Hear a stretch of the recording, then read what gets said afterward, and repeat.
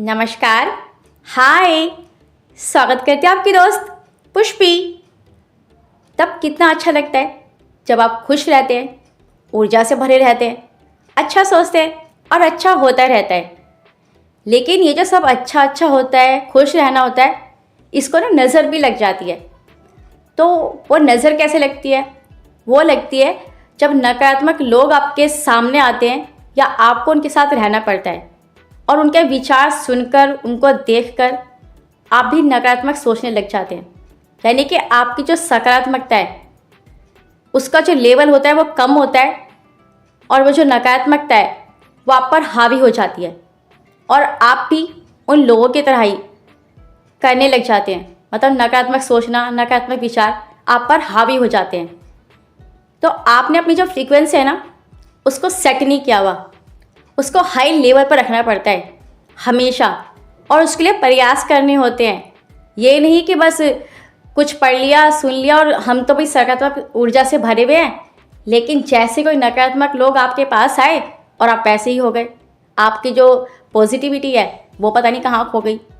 तो आपने अपनी फ्रीक्वेंसी को हाई लेवल पर सेट नहीं किया था, ऐसा इसलिए हुआ।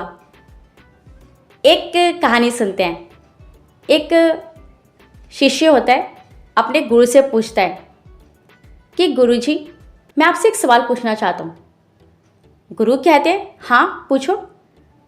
शिष्य बोलता है कि मैं तो हमेशा अच्छा सोचता हूँ, अच्छे विचार रखता हूँ, लेकिन जैसे कोई ऐसा इंसान जो नकारात्मक है मेरे जीवन में आता है और उसकी नकारात्मकता मुझ पर हावी होने लग जाती है, तो मेरी सकारात्मकता कहीं खो जाती है और मैं भी उनके जैसा होने लग जाता हूँ और फिर मुझे समझ नहीं आता कि मैं क्या करूँ।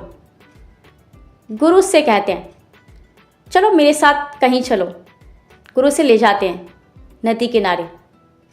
गुरु से समझाते हैं कि देखो ये जो नदी है इसके बीच में चट्टानें हैं, पत्थर आ रहे हैं और कितना कुछ इसके रास्ते में आ रहा है, लेकिन ये जो नदी है इसका काम है बहना, वो रुकती नहीं। कितनी परेशानियां हैं इसके रास्ते में, पर ये रुक रही है। शिष्य बोलता है जी नहीं रुक रही। फिर गुरु कहते हैं अच्छा ये छोड़ो, ये जो नीचे छोटे छोटे पत्थर रखे हैं इन्हें अपने हाथों में लो और मुट्ठी बंद करो कस के। शिष्य ऐसा ही करता है, पत्थर उठाता है, हाथों में लेता है और कस के मुट्ठी बंद कर लेता है। लेकिन कुछ ही देर में उसके हाथों में दर्द होने लग जाता है। फिर वो उस गुरु से पूछता है गुरुजी क्या मैं छोड़ दूँ, मुझे बहुत दर्द हो रहा है। गुरु कहते हैं हाँ छोड़ दो। फिर गुरु से समझाते हैं कि नकारात्मक लोग या नकारात्मक विचार जितना तुम पकड़ कर रखोगे उतना तुम्हें ही परेशानी होगी, दर्द होगा, तो इससे अच्छा है उसे छोड़ दिया जाए। शिष्य समझ जाता है और अपनी सकारात्मकता का जो लेवल है वो बढ़ा देता है और वादा करता है कि अब मैं ऐसे ही रहूँगा और गुरुजी का धन्यवाद करता है।